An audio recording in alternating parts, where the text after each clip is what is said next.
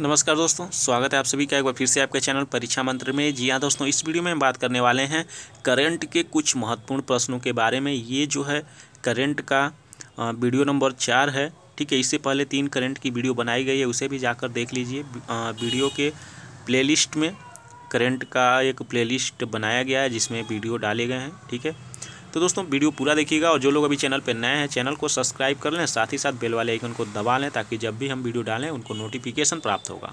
ठीक है दोस्तों, आप अभी तक हमें अनअकैडमी पे फॉलो नहीं किए हैं तो follow me on the Unacademy learning app, gate updates about new courses. यानी कि यहाँ पे जो फॉलो अगर हमको कर लेते हैं तो यहाँ पे जो हमने शिक्षक भर्ती के लेसन्स बना रखे हैं तो आपको डाउनलोड करने को मिल जाएंगे। तो जल्दी से जल्दी जाइए, हमें अनअकैडमी पे सर्च कीजिए गोपालकुंड और फॉलो कर लीजिए। ठीक है, चलिए शुरू कर लेते हैं अपने इस टॉपिक को। दोस्तों पहला प्रश्न है निपाह, यह क्या है? तो दोस्तों यह एक वायरस है। ठीक है, निपाह जो है यह एक वायरस है जिससे हाल ही में केरल राज्य के कोझिकोड जिले में इससे 12 व्यक्तियों की मृत्यु हो गई है। ठीक है, दूसरा प्रश्न इससे पूछा जा सकता है कि निपाह वायरस किससे फैलता है? ठीक है, तो ये जो है चमगादड़ से फैलता है। तीसरा प्रश्न है सुपर आयोनिक जल एक ही समय में किन रूपों में विद्यमान रहता है? तो दोस्तों ये एक बहुत ही महत्वपूर्ण प्रश्न है। यह तरल अथवा ठोस दोनों रूपों में विद्यमान रहता है एक ही समय में। ठीक है, अब इससे संबंधित एक तथ्य ये भी निकल के आता है कि इसमें ऑक्सीजन अणुओं के कठोर लैक्टिक शामिल होते हैं। ठीक है,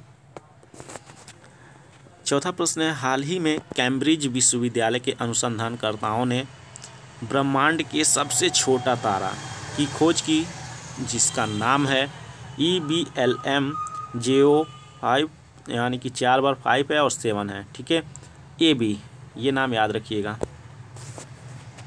ठीक है, अगला है रैनसमवेयर, यह क्या है? तो दोस्तों यह जो है द्वेषपूर्ण सॉफ्टवेयर है।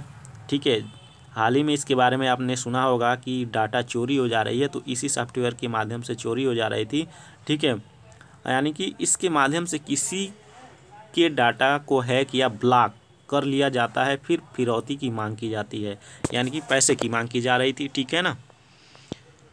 छठवां जो है वर्ष 2018 में किस क्षेत्र में नोबेल पुरस्कार प्रदान किया गया? तो दोस्तों नहीं किया गया। तो साहित्य एक ऐसा क्षेत्र है वर्ष 2018 में नोबेल यानी कि साहित्य का नोबेल पुरस्कार प्रदान नहीं किया गया। ठीक है, शांति का नोबेल पुरस्कार 2018 किन 2 व्यक्तियों को प्रदान किया गया? तो पहला उसमें है डेनिस मुक्वेगे कांगो के और नादिया मुराद इराक के। ठीक है दोस्तों, वर्ष 2017 में साहित्य का नोबेल पुरस्कार जो है काजुओ इशिगुरो को प्रदान किया गया था। अगला है वर्ष 2017 में भारत को कितने वर्ष बाद मिस वर्ल्ड का खिताब मिला? तो दोस्तों इसका जवाब है 17 वर्षों बाद, और वो मिला था मानसी जिल्लर को जो मिस वर्ल्ड बनी थी 2017 में। ठीक है, ये हरियाणा की रहने वाली हैं। ठीक है, 10वां प्रश्न है मैन बुकर पुरस्कार 2018। तो ये जो मैन बुकर पुरस्कार है एना बर्न्स को उनके उपन्यास मिल्कमैन के लिए दिया गया। एना बर्न्स जो है उत्तरी आयरलैंड की निवासी हैं। राजीव गांधी खेल रत्न पुरस्कार 2018 किस क्रिकेटर को प्रदान किया गया? तो याद रखिएगा विराट कोहली को प्रदान किया गया है, और इनके साथ साथ एस मीरा चानू को भी दिया गया जो भारोत्तोलन से संबंधित हैं।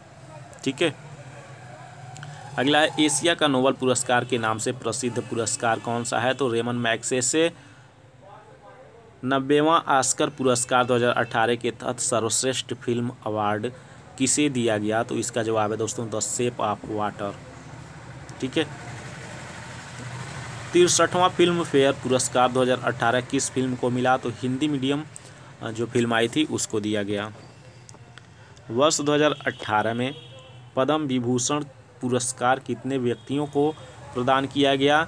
तो जवाब है दोस्तों 3 व्यक्तियों को प्रदान किया गया, जिसमें से पहले हैं इलैयाराजा, तो संगीत से संबंधित हैं। ठीक है, गुलाम मुस्तफ़ा खान, ये कला और संगीत से संबंधित हैं, और तीसरे जो व्यक्ति हैं परमेश्वरन, शिक्षा और साहित्य से संबंधित हैं। ठीक है, अगला प्रश्न है नीति आयोग की स्थापना भारत सरकार द्वारा 1 जनवरी 2015 को योजना आयोग के स्थान पर किया गया। ठीक है, नीति आयोग किस प्रकार की संस्था है? तो दोस्तों ये जो है गैर संवैधानिक संस्था है। ठीक है। नीति यानी कि नीति आयोग का पूर्ण रूप है national institution for transforming India, यानी कि राष्ट्रीय भारत परिवर्तन संस्था इसका पूर्ण रूप है। ठीक है। नीति आयोग का मुख्यालय है नई दिल्ली। प्रमुख कार्य इसके हैं सामाजिक एवं आर्थिक मुद्दों पर सरकार को सलाह प्रदान करना, जिससे सलाह उन पर नीतियाँ बना सके। ठीक है ना। अध्यक्ष इसके प्रधानमंत्री होते हैं, वर्तमान में नरेंद्र मोदी जी हैं। ठीक है। और उपाध्यक्ष जो हैं राजीव कुमार जी हैं। सीईओ इसके हैं अमिताभ कांत। दोस्तों अब जीएसटी के बारे में थोड़ा सा जान लेते हैं जो इम्पोर्टेंट है। जीएसटी भारत में 1 जुलाई 2017 को लागू हुआ। जीएसटी का पूरा नाम गुड्स एंड सर्विस टैक्स।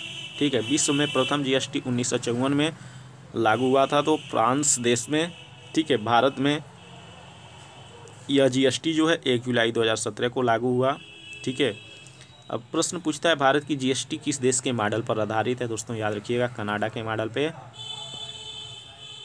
अगला प्रश्न है भारत में जीएसटी किस संविधान संशोधन के तहत लागू किया गया? तो 101वें संविधान संशोधन। ठीक है।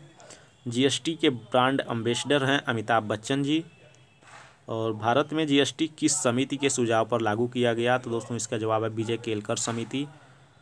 और अंतिम प्रश्न है जीएसटी लागू करने वाला भारत का प्रथम और अंतिम राज्य क्रमशः हैं असम और जम्मू कश्मीर, यानी कि असम में सबसे पहले और जम्मू कश्मीर में सबसे अंतिम में जीएसटी लागू किया गया।